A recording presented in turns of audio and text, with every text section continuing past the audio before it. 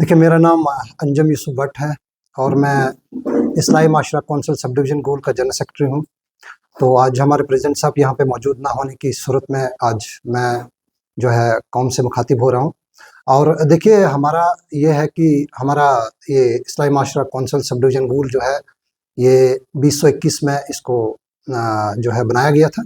उसके बाद चलते-चलते slow work होता गया, लेकिन 2024 से अभी तक एक बेहतरीन वर्क जो है वो ग्राउंड पे दिखा और बेहतरीन कोशिशें हमारी रही, क्योंकि हमने 23 में भी अच्छा काम किया। अच्छा मतलब कई स्कूलों में हमने प्रोग्राम्स किए, अवेयरनेस कैंप्स किए। उसके बाद फिर 2025 में जो है हमने अच्छा किया, क्योंकि हमने तमाम जितने भी सब डिवीज़न गोल के इमाम हज़रात थे उनको मदऊ किया, उनके साथ डिस्कशन किया। देखिए, आए रोज़ जो है हमारे माशरे के अंदर हालात जो है दिन ब दिन अबतर होते जा रहे थे। लिहाजा इसको अगर इसको ठीक करना है, इसमें 1, 2 या 10 लोगों की ज़रूरत नहीं है, बल्कि हर एक को अपना काम करना चाहिए। क्योंकि कहते हैं ना, अपना काम करने के लिए इंसान को खुद पहल करनी चाहिए। इसलिए मेरी कौम से गुजारिश है कि आप भी ख्याल रखें इस चीज़ के बारे में कि हमारा समाज कहाँ की तरफ जा रहा है और हम समाज को क्या दे रहे हैं। देखिए, इंसान की ज़िंदगी जो है वो मुख्तसर है, लेकिन इंसान की ज़िंदगी इतनी कीमती है। इंसान अपने ज़िंदगी में जो है 40 साल बिताना ज़रूरी नहीं है। अगर इज़्ज़त के 10 साल भी गुजारे, वो 40 साल से भी बेहतर होता है। और उसके साथ-साथ जो हमारी इस्लाही माशरा कौंसिल सब डिवीज़न गोल है, वो ड्रग्स के ऊपर काम करती है। ड्रग्स पेडलर्स को जो है वो पुलिस ने कई बार हिरासत में लिया और उसके बाद फिर पुलिस भी अच्छी तरह से जो है हमारी मदद कर रही है और हम भी कोशिश कर रहे हैं, क्योंकि हमें किसी के साथ कोई दुश्मनी का ऐसा कोई इशू नहीं है। बट हम चाहते हैं कि माहौल साफ़ रहे, शफ़ाफ़ रहे, क्योंकि हमारी जनरेशन जो है वो दिन ब दिन जो है एक दलदल के अंदर जो है दलदल का शिकार हो रही है।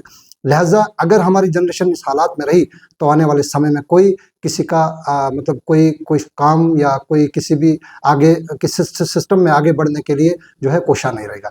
और उसके साथ-साथ इस्लाही माशरा कौंसिल सब डिवीज़न गोल जो है, इस पे भी बात कर रही है, क्योंकि जो मौलाना साहब हमने बुलाए थे, तमाम उलमा इकराम जो है उनका एक बहुत बड़ा इजलास यहाँ पे हुआ था।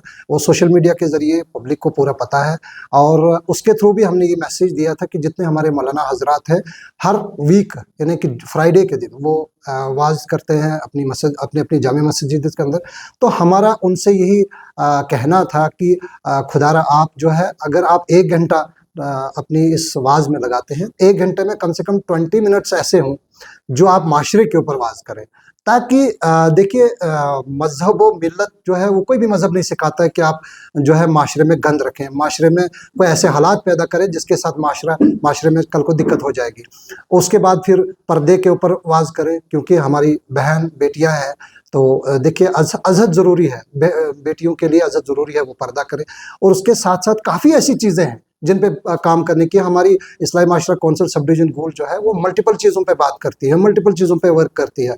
और हमें पूरी उम्मीद है कि हम जिस मकसद से आगे बढ़ रहे हैं, हम इसमें कामयाब हो जाएँगे और आने वाले समय में हम ज़रूर इस पे आगे भी वर्क करते जाएँगे। देखिए, कहते हैं निगाहें मर्द मोमिन से बदल जाती है तकदीरें, अगर ऐमाल अच्छे हों तो कट जाती है ज़ंजीरें। मेरा मानना ये है सर कि मेरी पेरेंट्स के साथ जितने भी पेरेंट्स हमारे यहाँ, मेरे उनसे एक ज़ोरदार अपील रहेगी और गुज़ारिश रहेगी कि जब आपके बच्चे सुबह घर से निकलते हैं, तो शाम को लौटते हैं या दोपहर को लौटते हैं, जब भी वो लौटते हैं, उनसे ज़रूर इस चीज़ पे जो है उनसे पूछा जाए कि आप दिन में कहाँ थे? और पता करें कि अगर वो ट्यूशन के लिए जाते, क्या वो ट्यूशन गए थे या नहीं गए थे। देखिए, जब तक पेरेंट्स जो है उन पे दबाव नहीं रखेंगे, जब तक पेरेंट्स जो है उनको पूछेंगे नहीं, जब तक उनके मोबाइल फ़ोन को चेक नहीं करेंगे, तो तब तक जो है लगाम अगर आप ढीली छोड़ते हैं, दैट मीन्स कि बच्चे को लगता है कि मुझे कोई पूछने वाला नहीं है।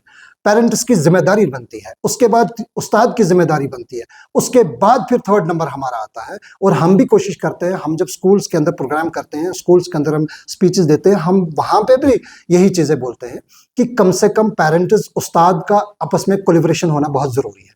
अगर ये कोलैबोरेशन कंप्लीटली हुआ, तो बच्चा कभी भी गलत ट्रैक पर नहीं जा सकता है।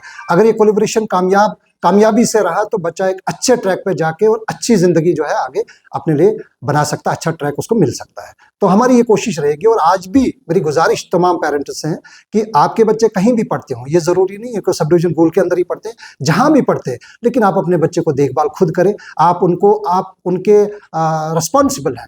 अपनी रिस्पॉन्सिबिलिटी को आपने निभाना होगा। उसके बाद जो टीचर्स के ऊपर जो रिस्पॉन्सिबिलिटीज है उनको भी रिस्पॉन्सिबिलिटीज निभानी होगी। जितने समय के लिए टीचर के पास बच्चा होता है, टीचर को भी चाहिए कि वो बच्चे को अच्छी तरह ट्रीट करे और उसको देखे कि ये बच्चा कहीं गलत ट्रैक पे तो नहीं है। क्योंकि अगर स्टार्टिंग में कोई गलत ट्रैक पे जाता है, उसको हटाने के लिए बहुत सारे तरीके होते हैं, लेकिन अगर उसमें काफी समय चला गया होगा तो फिर उसको उस ट्रैक से हटाना बहुत मुश्किल होता है। तो यही मैसेज हमारा भी है कि एक पॉजिटिव वे से इसको देखा जाए, तो इंशाल्लाह हम मिल के इस बहरान से निकल सकते हैं।